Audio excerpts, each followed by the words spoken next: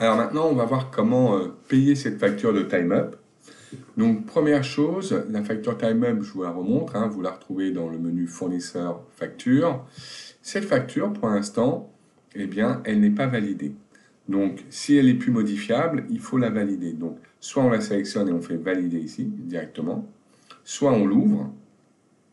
Et ici, dans plus d'actions, on peut faire valider aussi cette facture. Voilà, comme ça, maintenant, elle est validée et vous verrez que tout à l'heure, ça a son importance pour la transférer en comptabilité. Donc, on valide ce document, on revérifie bien la date, c'était bien le 21, donc on est bon. Je vais vous montrer maintenant que donc, cette facture, on va la payer. Alors, pour ça, on va aller dans le menu Règlement et comptabilité. Dans Règlement et comptabilité, pour l'instant, sur les fournisseurs, je vais regarder, vous avez vu, il y a les règlements clients là, puis après, il y a les règlements fournisseurs. Dans les fournisseurs, on va aller dans échéancier. On a deux factures. Ces deux factures, donc si elles apparaissent là, c'est qu'elles sont, vous avez vu, le solde dû, il est là, donc c'est qu'elles ne sont pas encore payées. Nous, on va s'occuper de payer celle-là. Pour ça, deux possibilités. Soit on l'ouvre,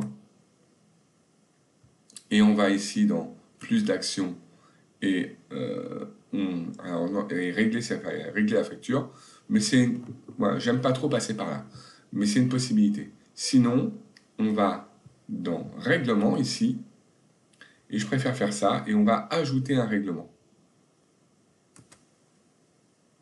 Donc, quel règlement on va ajouter? Quel tiers on va payer? TimeUp. Alors, la date, regardons l'annexe. On va le payer exceptionnellement. Normalement, il aurait dû être payé à 30 jours. Mais voilà, on va le payer plus tôt pour que vous ayez toutes les opérations sur le même mois. Donc, on va le payer au 25/9/2022. Donc ici, on va mettre la date du paiement. 25/09/2022. Le moyen de règlement, c'est par chèque. Alors, le montant réglé, eh bien, c'est le montant de la facture. Donc, vous voyez ici, on lui doit 6 876 €. Donc, on va payer 6 876 €. On n'est pas obligé d'indiquer la banque du tiers parce que de toute façon, on ne fait pas de virement ni de prélèvement.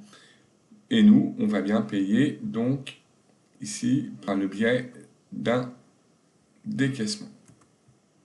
6 876, date de décaissement prévue. Je vous ai dit, on va mettre la même date, le 25 septembre 2029. Voilà. Et là, donc, on pointe bien cette facture pour dire que le montant qui est ici va être affecté à cette facture-là. On pointe. Et conclusion, on ne doit plus rien sur cette facture. Voilà. Là, on a fait les éléments concernant ce règlement. Il va bien être affecté à notre banque, à nous. Hein. Ça, c'est notre banque. Pas de souci. Et derrière, alors on peut mettre une référence si vous voulez. Hein. Par exemple, on pourrait mettre le numéro du chèque. Là, je ne l'ai pas mis dans l'énoncé. Mais sinon, ici, on pourrait mettre chèque numéro 0001, par exemple. Voilà. On enregistre. Et encore une fois, pour l'instant, elle n'est qu'enregistrée. Elle n'est pas encore validée. Donc derrière, on va la valider.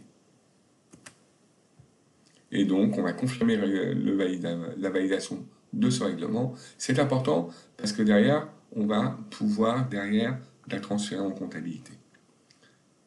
Et on fait bon.